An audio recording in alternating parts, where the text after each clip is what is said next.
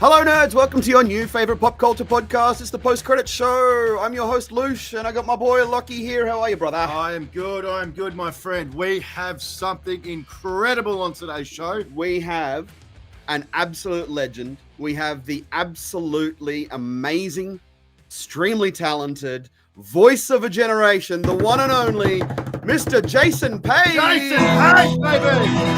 Post-credit show with Loosh and Loki. Post-credit show with Loosh and Loki. Post-credit show with Loosh and Loki. We finally gotta get it together. Oh, what an intro. Thank you, sir. Jason Paige, the voice of a generation here. On the How are microphone, you, sir? finally. Very good. How you guys doing down there? You guys are supposed to be the other way around, right? Yeah, we're down south, mate. Our webcam is upside down, so it looks the same for you.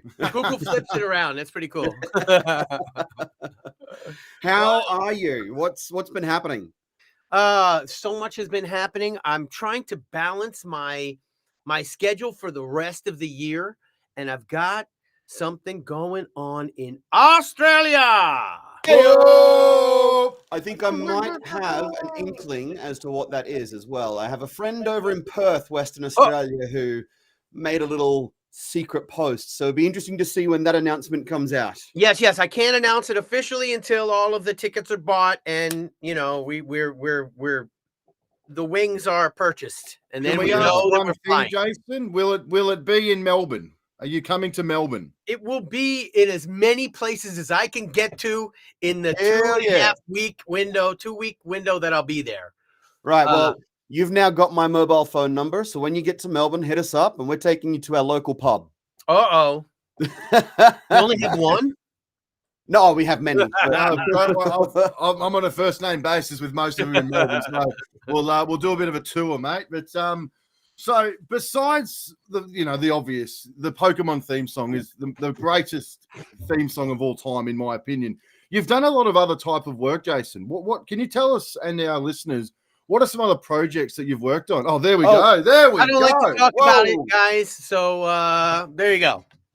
Jesus Christ. Look at that. Holy crap. I never worked with Jesus Christ, unfortunately. Oh, actually, I kind of did. You do Jesus Christ Superstar? I did Jesus Christ Superstar. I have done that.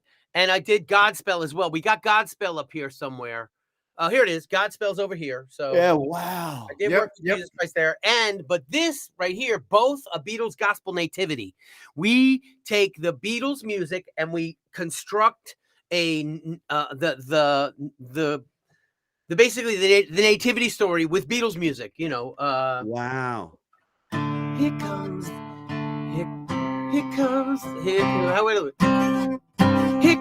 the sun. Doo-doo-doo-doo. Here comes the sun. I say it's all right. Meaning the sun. Wow. Jesus is coming. And then, once there was a way to get back homeward. Once there was a way to get back home. Sleep, pretty darling, do not cry. As they hold the baby Jesus, it's an incredible thing. The Beatles pretty much prophetically wrote the story of the nativity into their lyrics, and I wrote some gospel arrangements for it every year. Now we're in our 16th year of this Christmas celebration, unlike any other. But that's beautiful. There's plenty more here that you guys can ask about. I'm seeing everything from Gotham to Deadpool to Sausage Party to the Muppets, Coca-Cola. Wait a second, Coca-Cola? Do always Coca-Cola.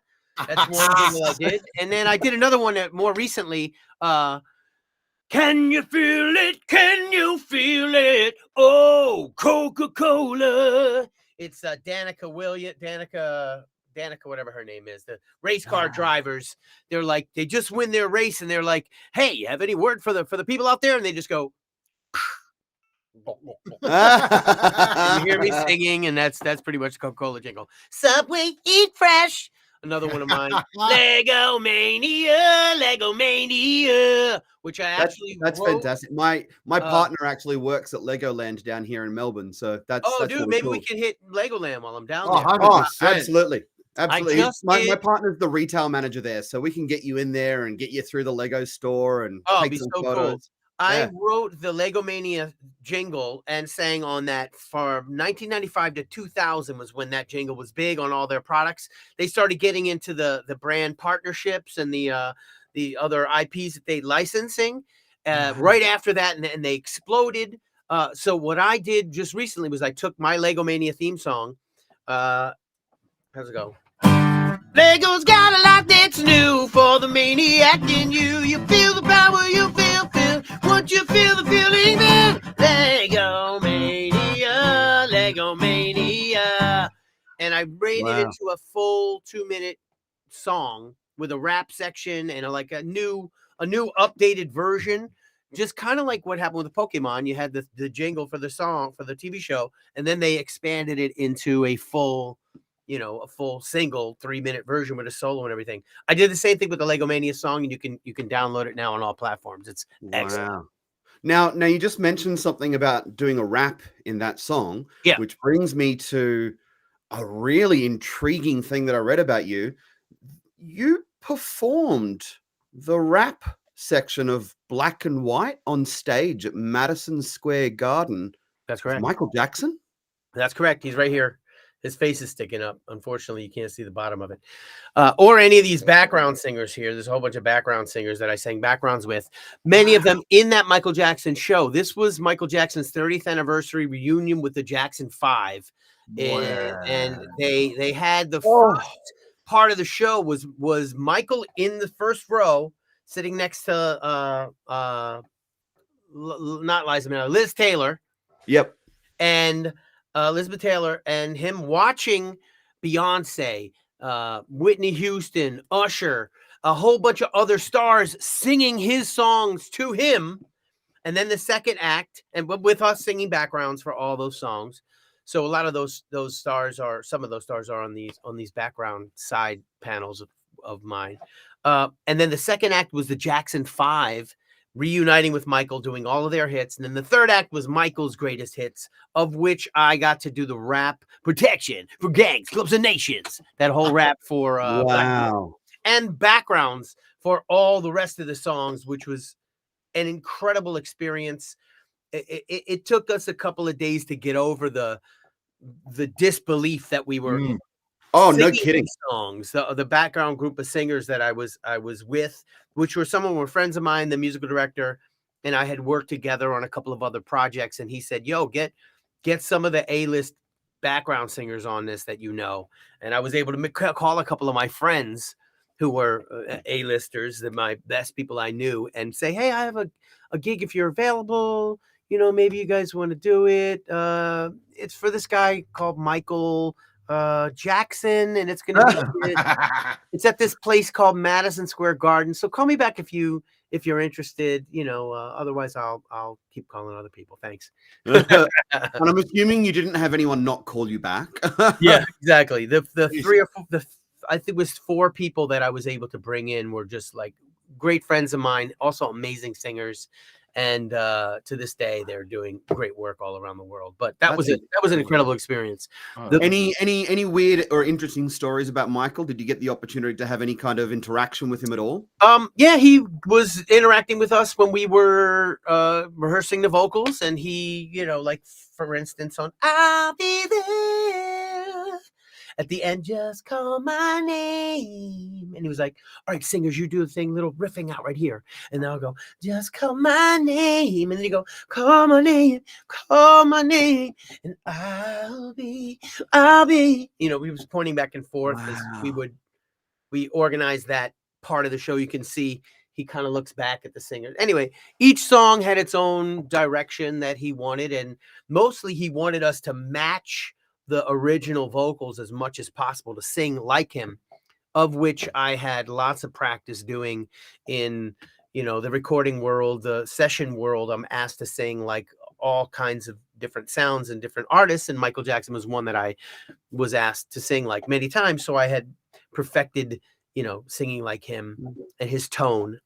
And as well, my band, before I even got into session work, was performing I Want You Back, ABC. We actually did wow. Halloween. We would do a Jackson 5 set. It's actually Battle of the Bands. We would do a Jackson 5 set, then we would go away for a minute and change it to the B-52s and come out and do the B-52s, and then we go away and change it to the Bee Gees and do this, Battle of the Bands cover set, which was incredible. So I've had a lot of practice singing like various artists, and when that Michael gig came around, I was like, that's it. That's what I've been working for. Yeah. It must have been like it must be like working alongside an actual genius. It must have been such an eye opener for you. It was amazing, and the one of the things that we all were marveled at was that how relaxed and calm and clear he was. Like, you have all these tabloid ideas about his eccentricities and all these different ways that he would behave, and there was none of that. It was that's all tabloid nonsense. He just was a dude in the room getting it done in a very calm way, just like any other session where we had stuff to learn, and communication was clear. He was just communicating with, I don't know, 150 people that were on stage in various, the orchestra and the singers, and then there was a choir, and then there was 30 dancers, and then there were text people and video people and all kinds of lighting people, and he just was able to comment on all of it and have it all sort of work the way he wanted it to work. And it was really amazing. It was really amazing. That's amazing. So you've also just doing a bit of research on yourself, Jason. You've also worked with some other pretty well-known groups and bands over the years. Can you tell me a bit about Foreigner, Meatloaf, Billy Joel? What did you do there? I would do anything for love, but I'm Meatloaf. Jason, have you ever seen the video footage of Meatloaf performing in Australia at the AFL Grand Final? No. What? When we're done, you need to Google that. Jump on YouTube, look up Meatloaf AFL Grand Final. It is one of the most bizarre, funniest, and widely regarded as the worst halftime entertainment in a grand final ever. We'll send you the link. It was an abomination. He had this energy when he was young that really catapulted him into success, and an amazing writing team on the Bat Out of Hell records that just cemented him in the history books. And he was a great actor, so he made his way into TV and film quite well with that. But having to represent himself vocally after, aging and not really taking care of himself, I can just tell you, if I'm a little bit under the weather, I have to sing this song that I did 25 years ago, I have to be really in great shape to do it. And I can imagine Meatloaf having these epic songs. They're like musicals, each one of them. Having to do that, he just couldn't live up to the recorded versions of it, perhaps in his later years. And you really have to act your way through those songs anyway, because there's so much context going on. There's scenes right in the middle of some of them. So anyway, Meatloaf. What I loved about that AFL performance, though, is that you can tell straight up that he knew that he was not hitting the notes that he needed to hit. But he just kept going. Yeah. That's it.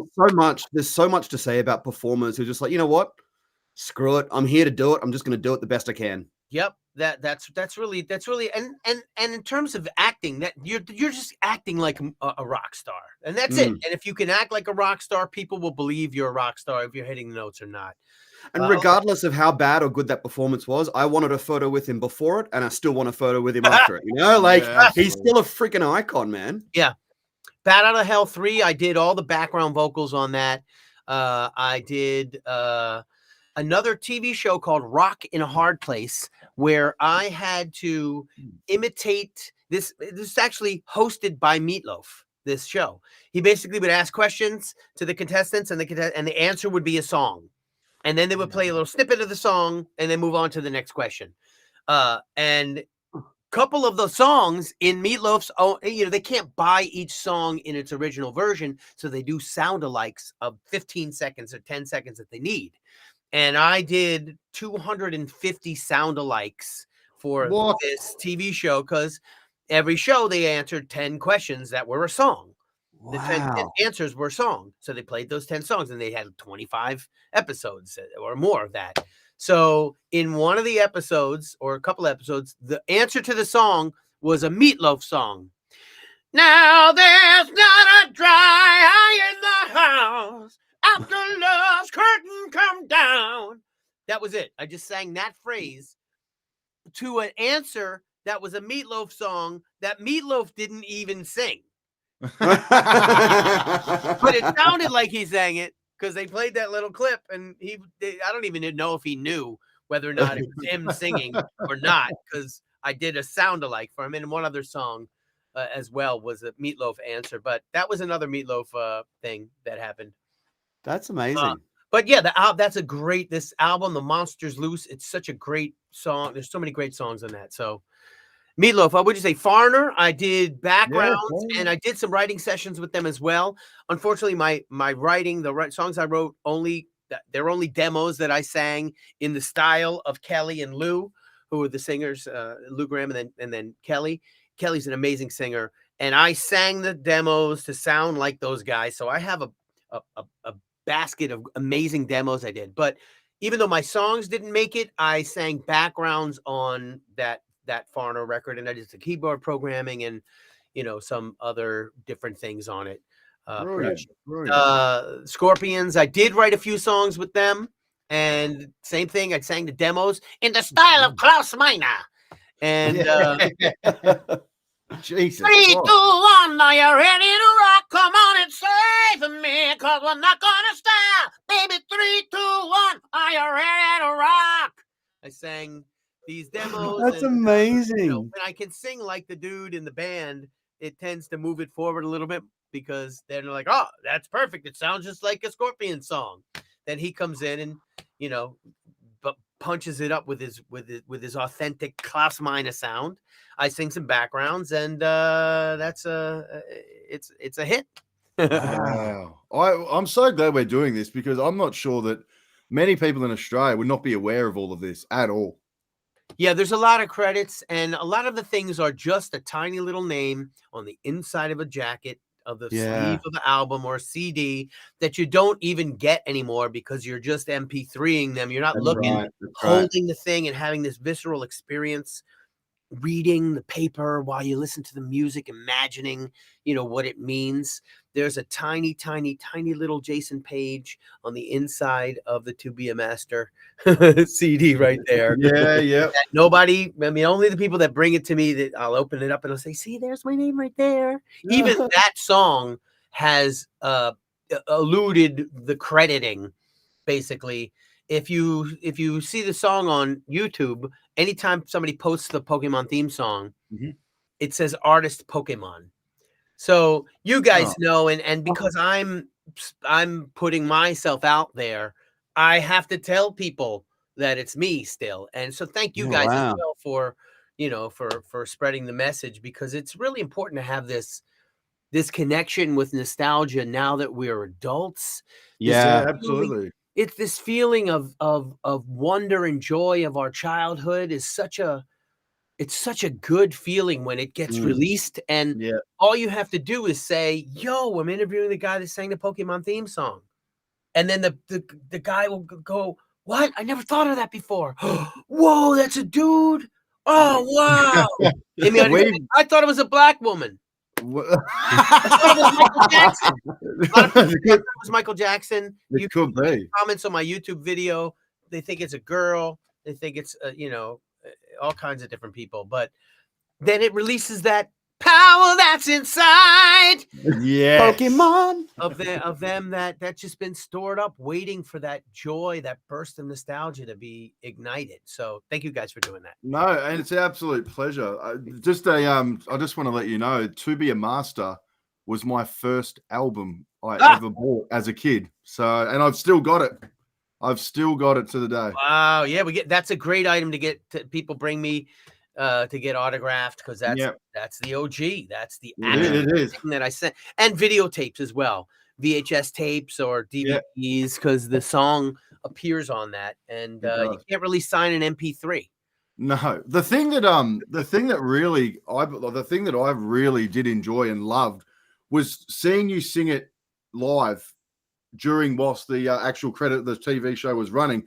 The amount of passion and energy that you put into that song, it's just incredible, mate. It really is.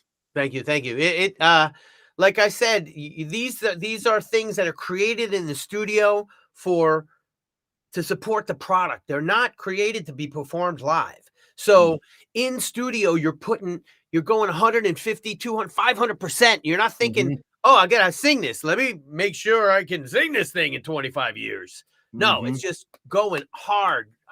And so now I have to live up to that studio performance, and I can just tell you, I have to be in good shape to do it. It's challenged me to really keep my chops up, and not only that, but to really now that I see the impact that has had on people, to really show up and communicate those lyrics to them, and really, be the very best. I mean, if I show up and I meatloaf that song, it's going to destroy childhoods. Yeah. I can't show up and not kill it, or else just imagine, that would be awful. Imagine Meatloaf singing the Pokemon theme song and just so we've actually just finished on our podcast. We obviously talk about everything pop culture related, but we've actually just finished a 5-part series where we deep dive and focused on the 1990s. Because we like to call the 1990s the bronze age of pop culture, because today we feel like we're living in the golden age of pop culture. But without what we had in the 90s, a lot of what we have now wouldn't exist. Yeah. Pokemon, for example, is the biggest intellectual property in the world right now, and you were the voice of that. You started it. You were the first voice that everybody heard. How does that feel? Yeah, it's kind of crazy at this point. But the way I see it is I spent 4 hours.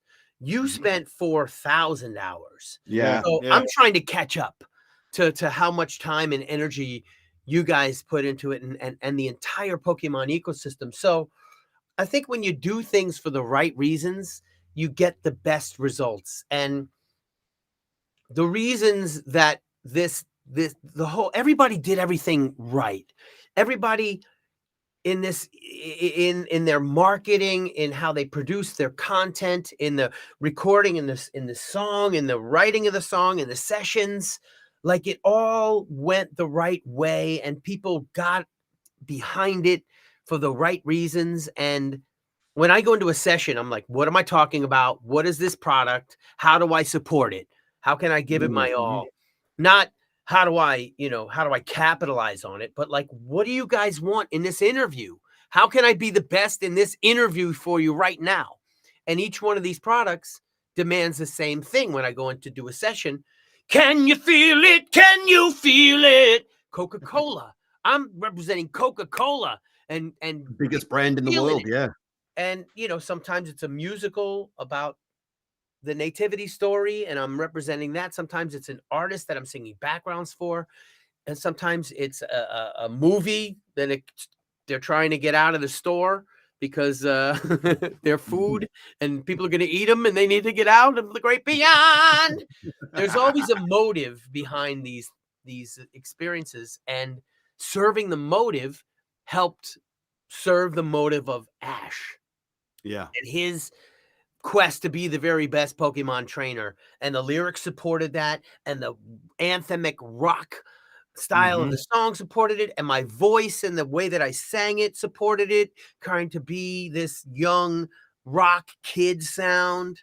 And it's the voice of Ash singing those lyrics. So it all goes to make this whole thing work. And the time that it came out, when you guys were running home from school to watch it, and it on. And back in the era of theme songs, where theme songs actually drew you in, and they were important to the success of a show.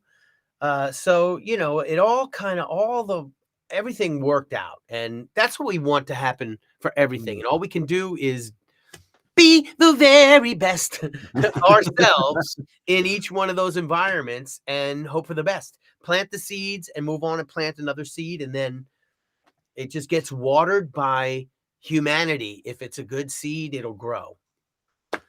Tell me, when you wrote the song, were there any lyrics that you thought? Well, maybe I didn't write the song. It was written officially by John Sigler and John Leffler, the producers and owners of the Jingle House, that was hired by 4Kids, which is hired by Pokemon to do the English dub. So they already had a Japanese song, and I don't know what the words are to it. I've heard the English version of it, and it was just a lot of lyrics jumbled up. But so they said we need a new song. This Japanese song is not going to cut it. And they presented to Leffler and Sigler and their music house what the show was about and what kind of what they wanted. And Leffler and Sigler wrote this song and put in what they thought that they wanted, including the tagline, "Catch 'em if you can, Pokemon.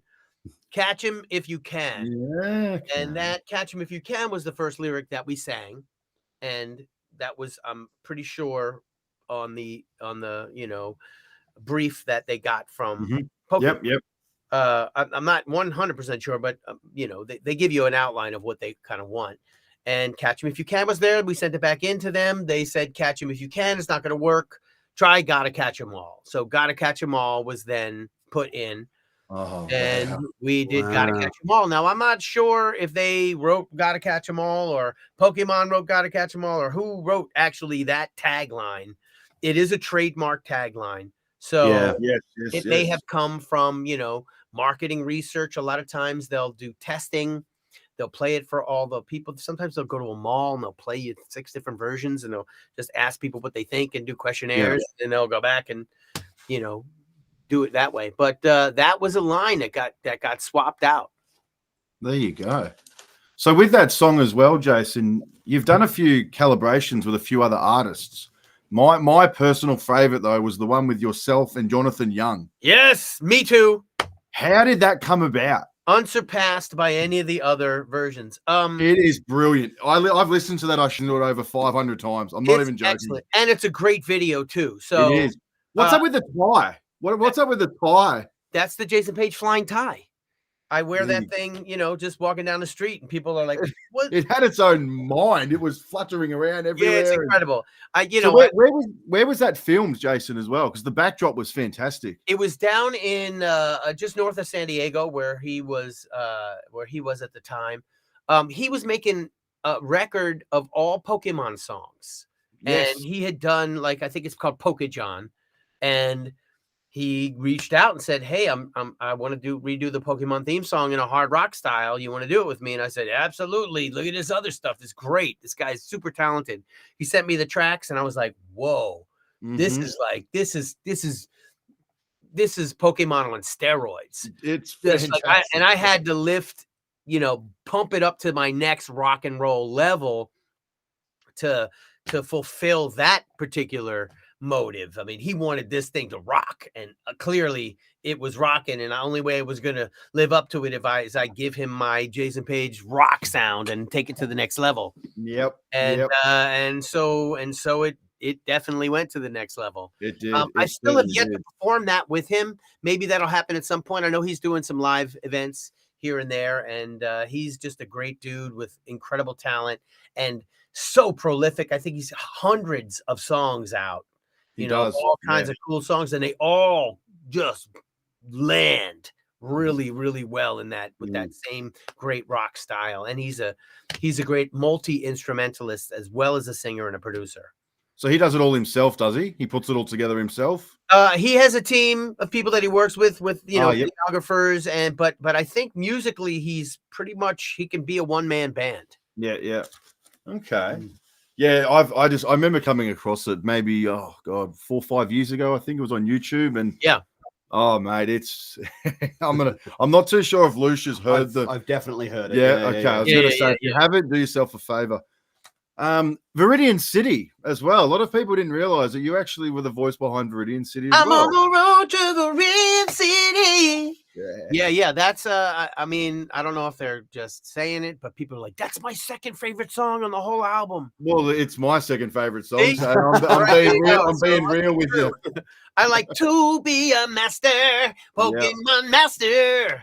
I like. Do you know the Pokey rap? Do you reckon you could do the Pokey rap? I know. I wanna be the best that ever was, because I did a female screamo rap version of that, where the girls did the screamo rap and I did the singing part.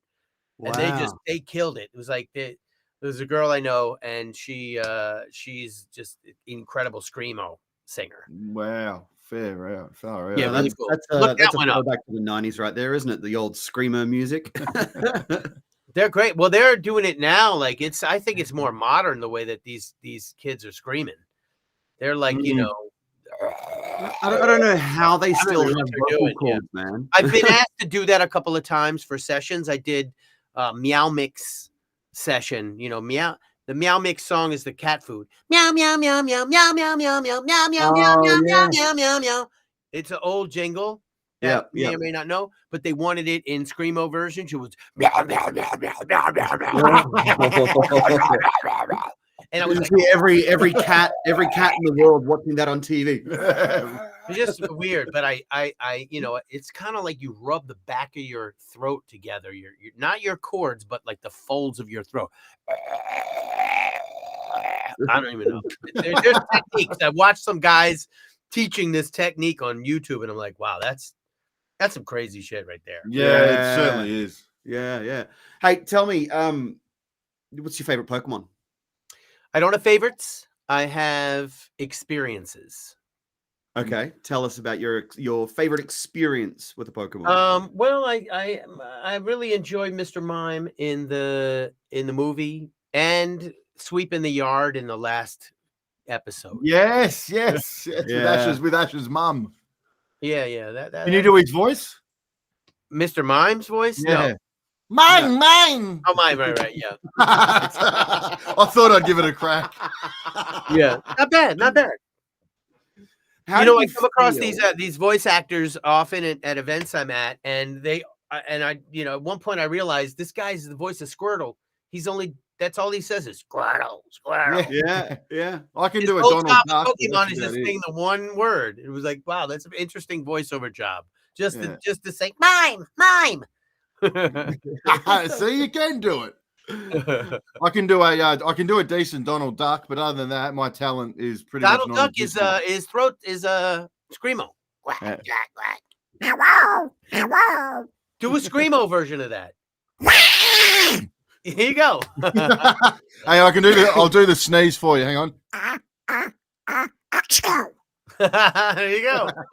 That's it. That's my talent. That's it. I'm out now. My only claim to fame is that I do a really good Smeagol from Game of Thrones. Lord of the Rings, mate. Oh, there you go. Lord of the Rings. I can do a pretty decent one. Come on. Excuse me. You stupid, stinking fat hobbitses! There you go. There's some technique in Everyone's that. got a little bit of talent, not as much as yourself, Jason. Yeah, that's pretty much us. So just going on the I just want to ask you just straight up: are you a fan of Pokemon? So I know it's made you it's made you so successful in the world and whatnot, but are you actually a Pokemon fan? Well, I'm a fan of the ecosystem. I'm a fan of the meaning behind it. I'm a fan of the cards. I'm a fan of the journey. I'm a fan. Yeah, exactly. I'm a fan of some of the cosplayers that show up sometimes. I'm a fan of some of the incredible artwork that people create of Pokemon. Yeah, yep. I'm a fan of some of the music. Yeah. I'm not a fan of the game. I haven't really gotten into the game yet, but I am a fan of Pokemon Go. And I'm level 50, got every Pokemon you can possibly like. I absolutely love Pokemon Go. There's so many things a fan of the events. Yeah, You know, I'm a fan of YouTube channels that focus on it. I'm a fan of Leonhardt. Like it's like I there's so love many. Leonhardt. There's so many. I'm a fan of Unlisted Leaf. Yeah, So yeah. you know, there's so many things that have nothing to do with the top pyramid $100 million company that have to do with the bottom ecosystem of people that love that's very well Pokemon, put. and they do it because they love it, and they are the foundation, the bottom of this whole pyramid. Is the love of people that were kids that grew up, and now they have stores. They have incredible stores. They have incredible art collections. They got Pokemon Lego art pieces that all they do is Pokemon Lego of these amazing sculptures of Charizard 6 feet tall made of Lego. I mean, they're Pokemon jewelers making jewelry out of Pokemon. So, and all of that is the love. Yeah, That's it is. the love making incredible things out of their imagination, meeting Pokemon, meeting their love, and meeting their financial interests as well, because now they're collecting and they recognize the value, and they can start businesses based on buying, selling, trading, and sharing this value with the world. And Pokemon at the top, you know, manages this ecosystem by letting these people do these things and licensing them. And so shirts and clothing and, you know, Pokemon cars, and they got Pokemon planes, you know. I saw the Pikachu one. Yeah, parades, shows. It's like so. I'm looking forward to the eventual Pokemon Land theme park, because, like, if Disney can do it, like, come on, it's got to happen at some point. Yeah. I think Universal has some stuff that they're brewing with them. oh wow, there you go. But I'm not, you know, I'm not sure how long that'll take. But I think they bought some rights to do something with them. So you mentioned Pokemon cards. Mm-hmm. I've heard that you have some Pokemon cards. You mean my own Pokemon card? That Oh, right here. What's your power level on stream? Can you see this? No, we've still got the backdrop of the. Right. Let's take the backdrop off so you guys can see. Boom. So I am going to autograph this to you. Who should I make it up to? The post-credits show. There we go. Thank you, Jason. Can we see that? Yeah, we got it.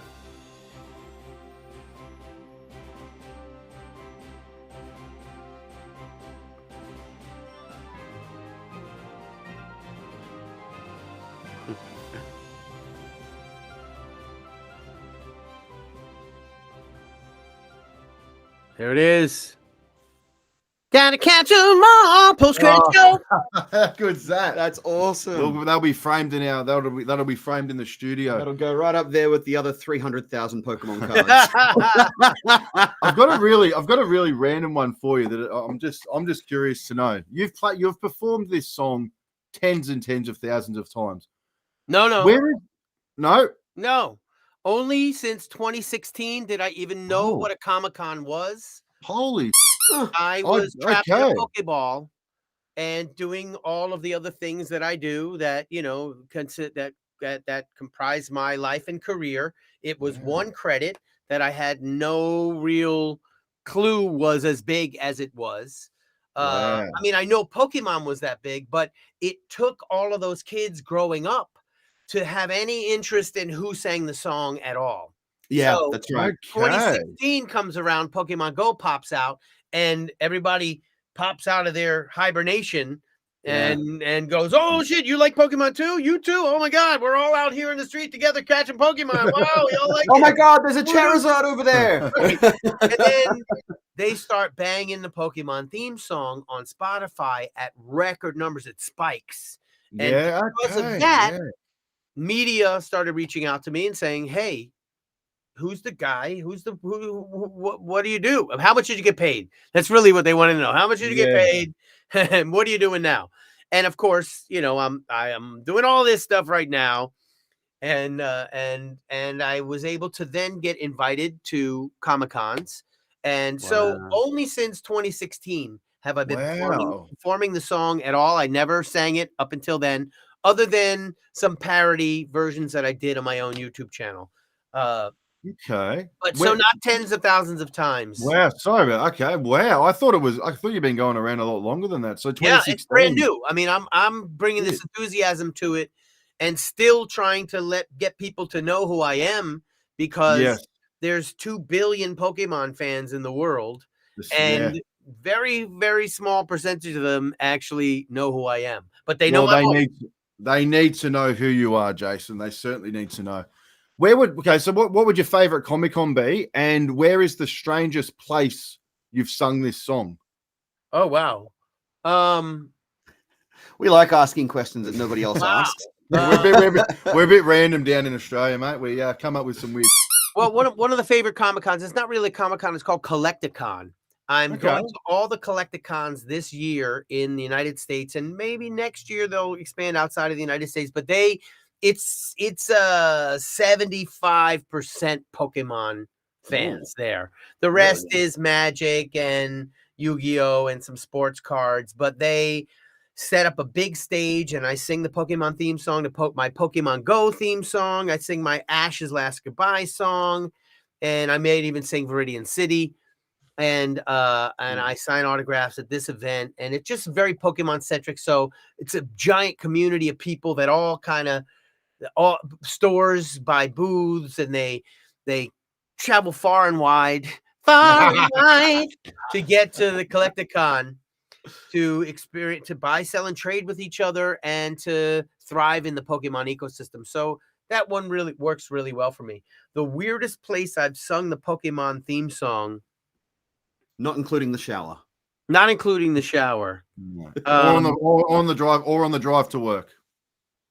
The drive to work. Loki still does that 5 days a week. I pump this song so often, you wouldn't even believe it. I really do. I have sung the song on my bike, riding down the street of New York City. Yes. While filming myself. Top of your voice?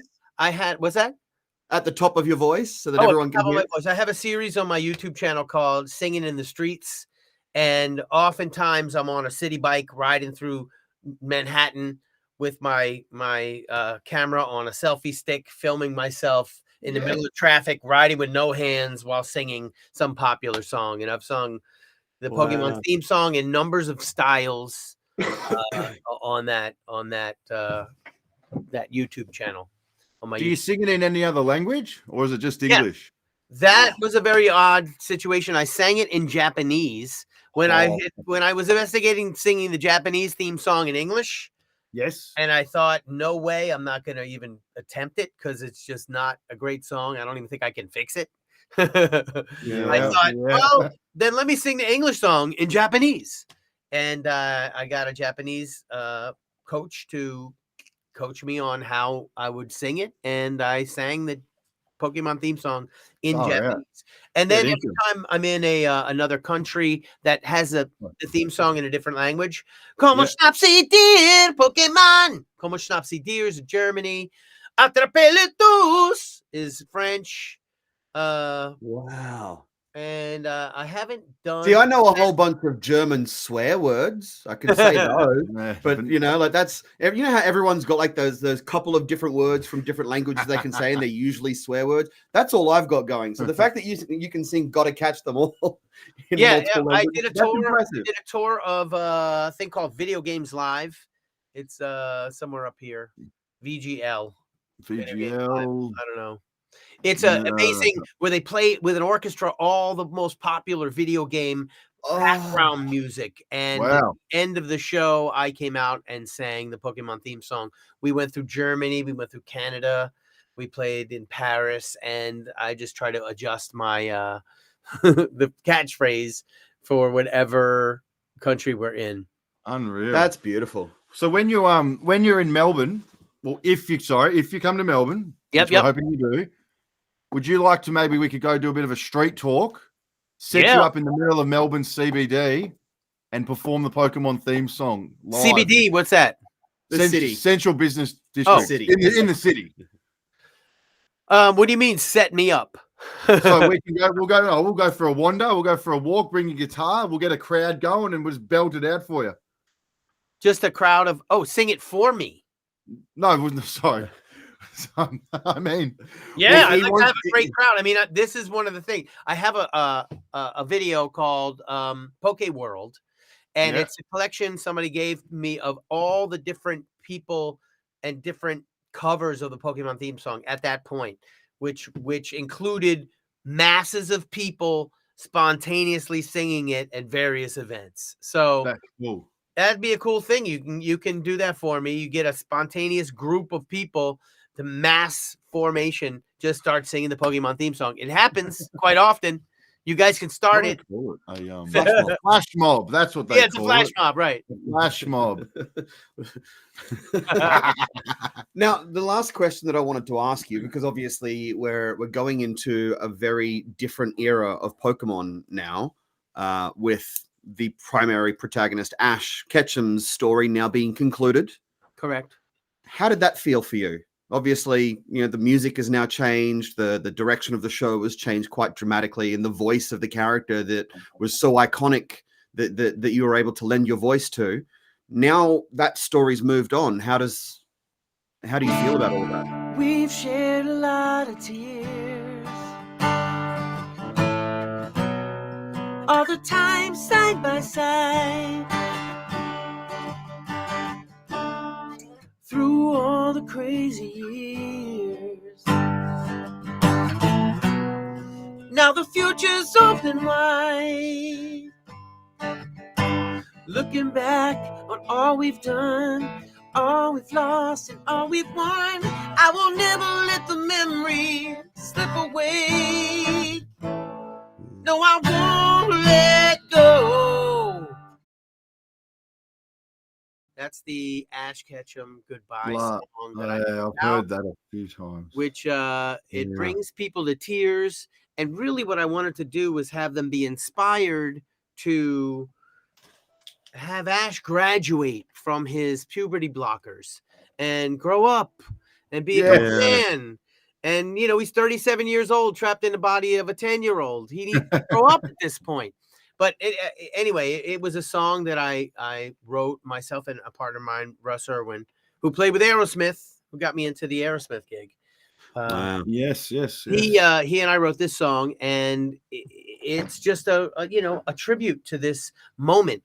I have it on my YouTube. It was marked for children only because I used footage from the show. So you can go to my website and make comments on it. And the comments are incredibly, they're like people writing on the wall of a funeral.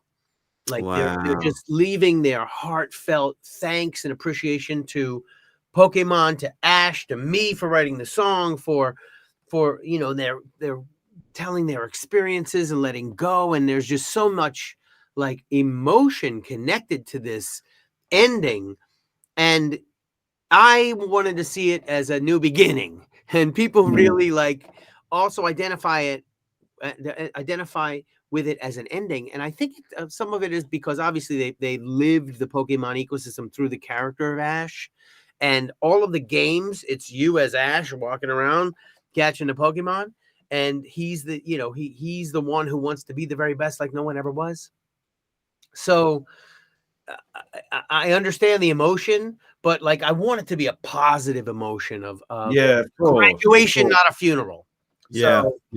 But I get it. You're sad when you leave your friends in high school and you feel like you're never going to see them again, and you will see them again, and they'll have a beard and a wife and kids. That's right.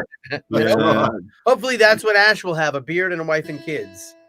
I'm sure he'll meet. I thought he was going to get with Misty at the end of it all. Yes, that was the rumor. So I just realized my guitar is not exactly in tune for the finale of our experience. So I'm just making sure it gets no. Well, one last question for you, Jason. What's that, my friend? What's next? What's next? Well, what have you got coming up? I've got just about every weekend for the rest of the year, some kind of event or some kind of store appearance, a collecticon, hopefully a trip over down under. and into some other Asian countries as well as Europe. I have my own music that I've created, not just the Ash Last Goodbye, not just the Pokemon Go theme song, not just the Detective Pikachu theme song, but music that I have created with Netherlands DJ named Ino, AIN0. If you search AIN0 plus Jason Paige, you can find all of our music that's been released, and I'm coming out with videos for that music this year. Yep. And of course, it's been printed onto vinyl as well. I'm going to be performing some of that music at some of my events and at festivals as well. So they're kind of superhero EDM rock songs that's cool, man. That is there's cool. remixes of the Pokemon theme song with these Dutch DJs as well. One hard style remix that just came out, and one with the DJ AIN0 that is really cool as well. So that, in addition to having some new merch come out, I've got cards, all kinds of different cards. As you know, I sign my own cards, and I sign Pokemon cards at events. That's gorgeous. OG Where can fans buy your cards, Jason? JasonPage.com/shop. This is a very interesting one that I made. Oh, that's cool. That Holy has moly. on the back of it a blank space for me to do original art. So I draw original art based on each card as a one of one, and cool. different merchandise that people might be interested in, like my hats or my yeah, for sure. things. And all that music with IN0, are they on Spotify, YouTube? Yes, AIN0 is on. It's on all playlists on YouTube and Spotify, and it's been distributed to all platforms. The videos are going to be coming out this year for a few of those songs as well, and I've done some appearances with some DJs at Collecticon. Steve Aoki shows up and he plays. Calls me out, and I jumped on stage and jammed with Steve Aoki and during the Pokemon theme song. So did he throw a cake at you, or he threw a cake at 4 different people? He threw 4 cakes at Collecticon, and boy, did they have problems cleaning that stuff up. It was all over the place. It was like, oh wow, because it's not just the cake on that person; it splashes onto the ground, and then people track it all over the Comic-Con. Wow. You mentioned the Ash Ketchum's hat. Do you have one handy that you can put on for us? Oh wow. If I put you on the spot, I apologize. I do. Hold on. Fresh out the box. There it is. It's not Ash Ketchum. It's a Jason Paige hat, and I doodle these hats up. But the backdrop's cutting into the hat, Jason. The Ash Ketchum L. Oh yeah, nice. Turns out as a J and a P. And a P. That's fantastic. That's you can't see it because of the backdrop, Jason. Yeah, we'll take this off. Oh, that is cool, man. Yeah, that's so good. That's the JP hat that I get, and then I, Ketchum. You've got a surprise to end the show today. What are we going to do What are we going to do to finish up? I do. I don't know, something familiar, maybe. Yeah. Okay. The floor is yours, my friend. It's all the same. Only the names have changed. Everything just seems to wasting away. No. Man, you could replace John Bon Jovi there. That sounded bloody spot on. Your first album was To Be Master. My first album was On the Street Where You Live, Girls Talk About the Social Lies. Bon Jovi. Ooh, eyes. Ooh, she's a little runaway. That was my jam. That's a bloody good song. I always wondered how Bon Jovi was able to get the notes that he was able to get, and then I saw how tight his pants were, and it made sense. Yes.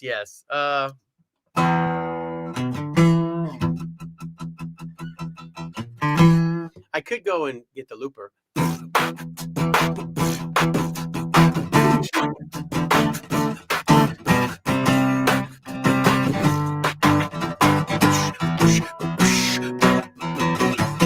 Wanna be the very best. No one ever was. Catch them is my real test. To train them is my cause. I will travel across the land, searching far and wide. Teach Pokemon to understand the power that's inside. Pokemon, gotta catch them, it's you and me. I know it's my destiny, Pokemon. Oh, you're my best friend. In the world we must defend. Pokemon, gotta catch 'em all. Heart so true. Our courage will pull us through. You teach me and I'll teach you. Pokemon, gotta catch 'em all. Gotta catch 'em all. Gotta Yeah. Second verse. Every challenge along the way, with courage I will face. I will battle every day to claim my rightful place. Come with me, come, the time is right. There's no better team. I'm in now, we're in a fight. It's always been our dream. That was Meatloaf. Pokemon, it's you and me. I know it's my destiny, Pokemon. Oh, you're my best friend. In a world we must defend. Pokemon, gotta catch 'em all. Our heart's so true. Our courage will pull us through. Teach me and I'll teach you. Pokemon, gotta catch 'em all. Gotta catch 'em all. Pokemon.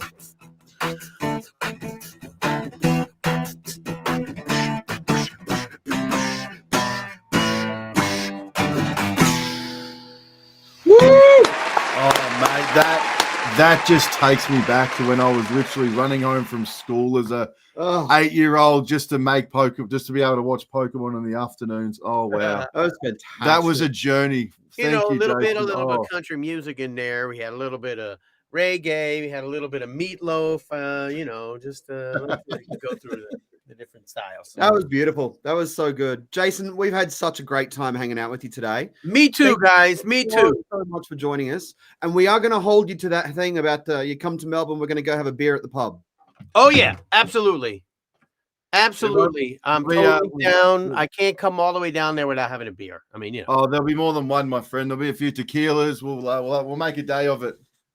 Yeah, I can't wait to get that. Thank you again for the gift, Jason. We really appreciate it, buddy. You got it. You got it, gentlemen. All right, mate. This has been an amazing episode. We are so thrilled to have had you join us, Jason.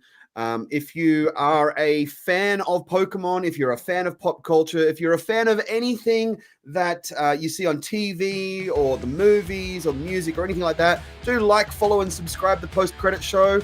I've been Loosh, that's been Loki, and that's been Jason Paige. Say hi to your mum for me. Hi to your mom for me.